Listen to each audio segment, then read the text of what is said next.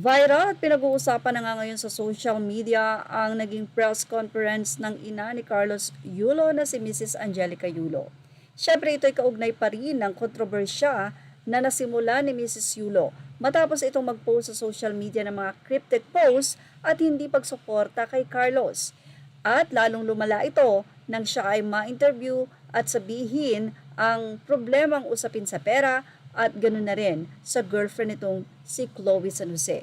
Hanggang sa nagkaroon na rin si Chloe San Jose ng kanyang mga post sa social media.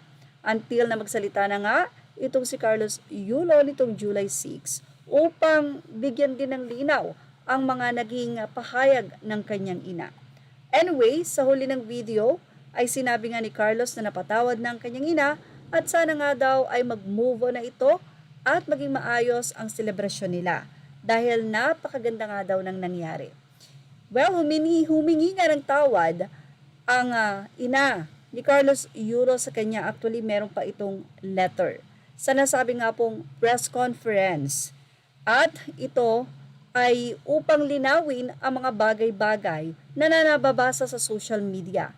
Na nababash na nga itong si Mrs. Angelica dahil kung ano-ano mga fake news ngayon ang iniimbento ng ilang mga website. Kaya naman, nagpatawag na siya ng press conference nitong August 7, Miyerkules sa isang hotel sa Manila para tuldukan na nga ang mga isyong ipinupukol sa kanilang mag-ina. Lalo't nagsalita na rin ang anak nitong Martes, August 6 sa pamamagitan ng TikTok video kasama ang kanyang kasintahan na si Chloe San Jose. Paglilinaw ni Mrs. Angelica Yulo, kaya siya nagsasalita at nagsagawa ng press con ay upang magbigay ng huling pananalita at upang matuldukan na ang issue ng girian nila ng anak at ng girlfriend nitong si Chloe San Jose. Sa kabuuan ng binasang letter ng ina, sinabi niyang bukas ang kanyang pintuan para sa anak upang pag-usapan nila ang mga issue nila sa kanilang pamilya. Humingi rin siya ng tawad sa mga nasabi laban kay Kaloy sa mga panayam. Dahil ang totoo raw, pagod at puyat daw siya dahil sa kakanood ng laban ng anak at hindi raw siya nakapag-isip ng tama sa mga rapidong tanong sa kanya ng reporters. Hindi na raw mababawi ang mga salita at pahayag na nasabi na subalit bukas daw siya at ang mister para makipag-dialogo kay Carlos kapag umuwi na ito sa Pilipinas.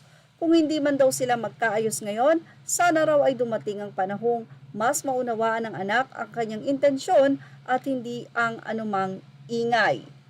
Matatandaang nitong Martes ng gabi, August 6, naglabas nga ng TikTok video sina Carlos at girlfriend na si Chloe San Jose upang sagutin ang mga nasabi ni Angelica sa mga panayam sa kanya.